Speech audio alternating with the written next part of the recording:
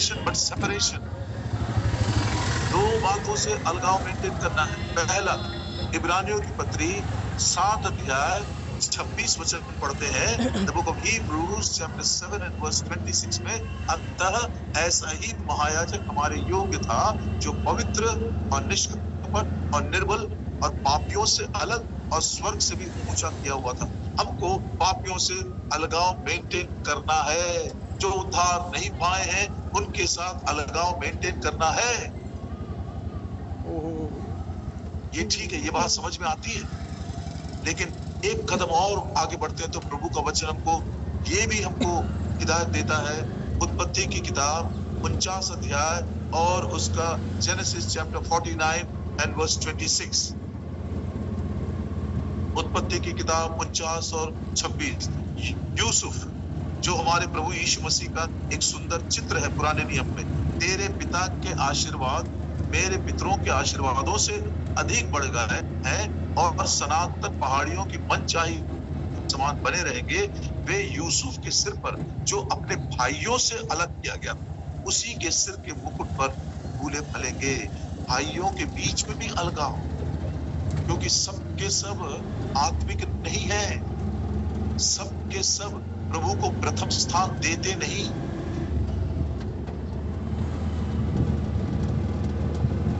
तो इस प्रकार का अलगाव के जीवन के लिए प्रभु हमसे 5 प्रश्न पूछ रहा है। कैसे इस अलगाव को कैसे मेंटेन करें।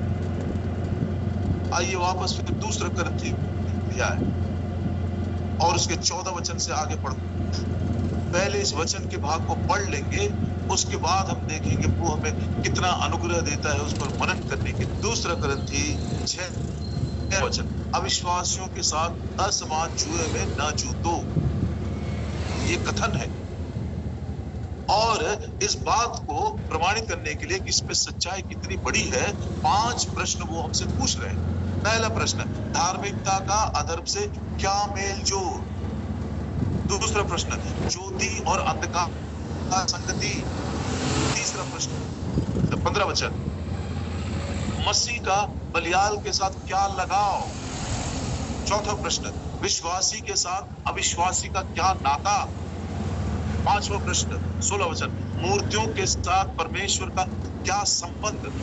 क्योंकि हम तो जीवित परमेश्वर के मंदिर हैं, जैसा परमेश्वर ने कहा है, मैं उनमें बसूंगा, उनमें चला फिरा करूंगा, मैं उनका परमेश्वर हूंगा और वे मेरे लोग होंगे। 5 प्रश्न वो हमसे पूछे। किसके आधार पर? इस कथन के आधार पर, असमान जुए में ना जूतो, अविश्वासियों के साथ असमान जुए में ना जूतो। असमान जुए का मतलब है, एक छोटा सा उदाहरण पवित्र शास्त्र से ही यदि हम लेंगे तो शायद हमें समझ में आ जाए। बहुत निहायत जरूरी है ये विचार। It is not enough that I receive Lord Jesus Christ, it must also be assured that he has received me. ये केवल पर्याप्त नहीं है कि मैंने प्रभु यीशु को ग्रहण किया, लेकिन ये बात की निश्चितता होनी चाहिए कि प्रभु यीशु ने भी मुझे ग्रहण किया है, तो मैं तुमको ग्रहण करूंगा। Not only salvation but separation, ना केवल उद्धार लेकिन अलगाव का जीवन। असमान जुए को समझने के लिए व्यवस्था विवरण की किताब 22 अध्याय और उसके 10 वचन में एक सुंदर सा बात कहा गया है। व्यवस्था विवरण की किताब ड्यूटेरोनोमी 22 का 10, बैल और गधा दोनों संग जोड़कर हल ना चलाना। समझ गए? एक तरफ बैल है और दूसरी तरफ गधा है, दोनों को संग जोड़कर हल ना चलाना। अब देखिए दोनों में कितने कितने फर्क है। बैल का वजन ये देखे तो गधे से कम 2 या 3 गुना ज्यादा होता है, और बैल की ऊंचाई यदि देखे तो गधा से ऊंचा है, गधा बहुत नाटा है, और भार उठाने की क्षमता यदि हम देखें तो बैल गधे से ज्यादा भार उठाता है, और यदि हम चलने की गति देखें तो ये गधा जो है बैल से वेग चलता है। कितने फर्क है दोनों जानवरों में, ऊंचाई के लगाव में, वजन के लगाव में, भार उठाने के लगाव में, चलने की गति के लगाव में कितने कितने फर्क है। और यदि ये दोनों को हमने एक ही जुए के नीचे जोड़ दिया तो हल चलाना मुश्किल है, नहीं होगा, नहीं होगा। असंभव सी बात है। इसलिए वो बोलता है असमान जुए में ना जूतो, आ जाओ, निकल जाओ उस जुए के नीचे से, मसीह यीशु के जुए के नीचे आ जाओ। बड़ा प्रेमी है, बहुत ही नम्र है, बड़ा कोमल है हमारा प्रभु यीशु मसीह। दूसरे के जुए में मत जाना।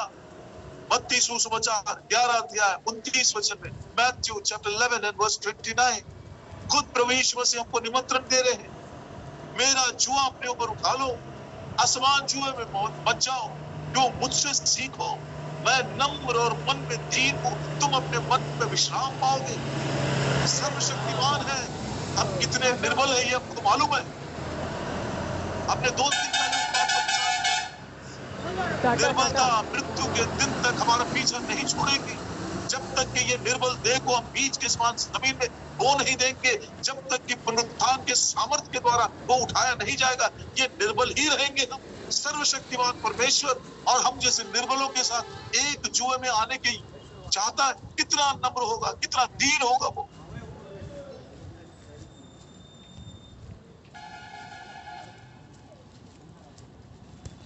इसलिए बोलता है आसमान जुए में मत जाओ, मेरे जुए के नीचे आओ, मैं तुमको सिखाऊंगा, मैं तुमको लिए चलूंगा, मैं तुम्हारी अगुवाई करूंगा, मैं बहुत नम्र और मैं दीन हूं। और जब तुम मेरे जुए के नीचे आओगे, तुम बहुत आराम और विश्राम पाओगे, अपने मनों में, अपने प्राणों में विश्राम पाओगे।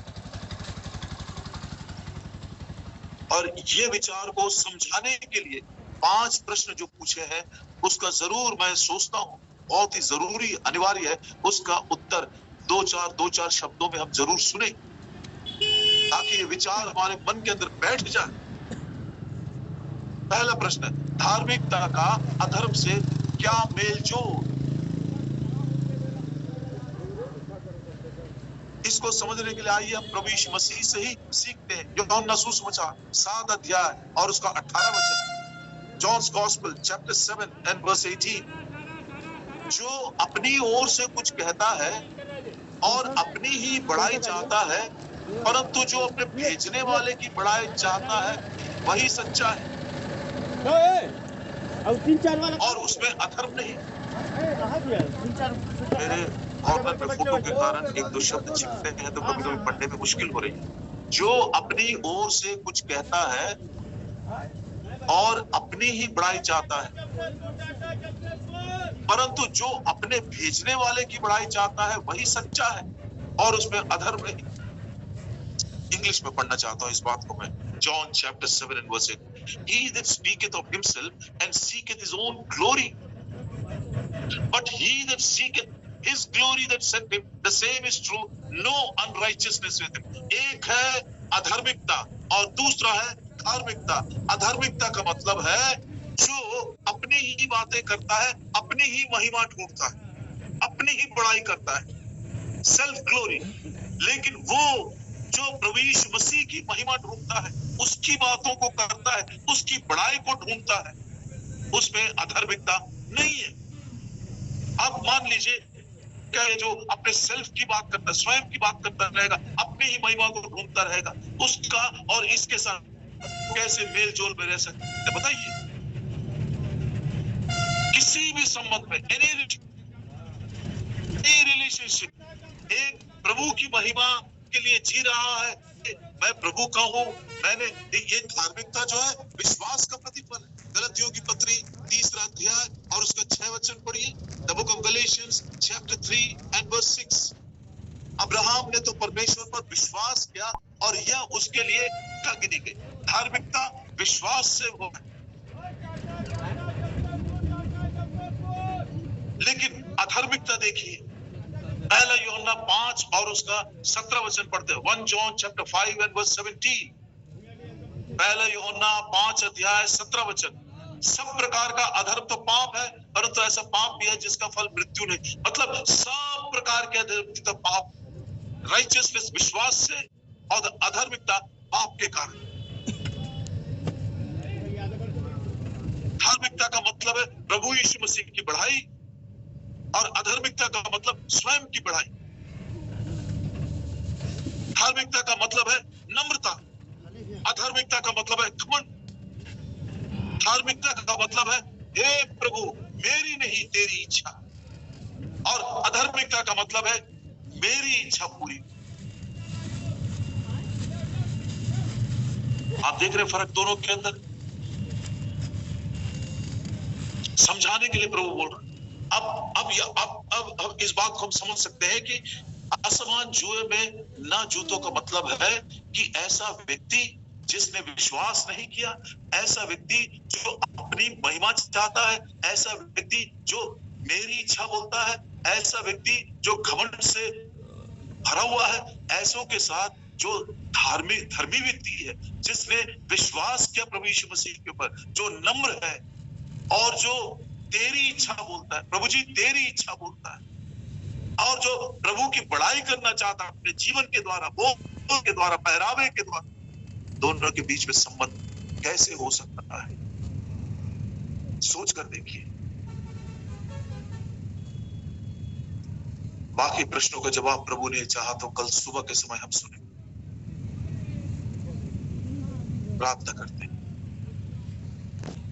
प्रेम ईश्वर के पिता, यह विचार बहुत बहुत जरूरी है।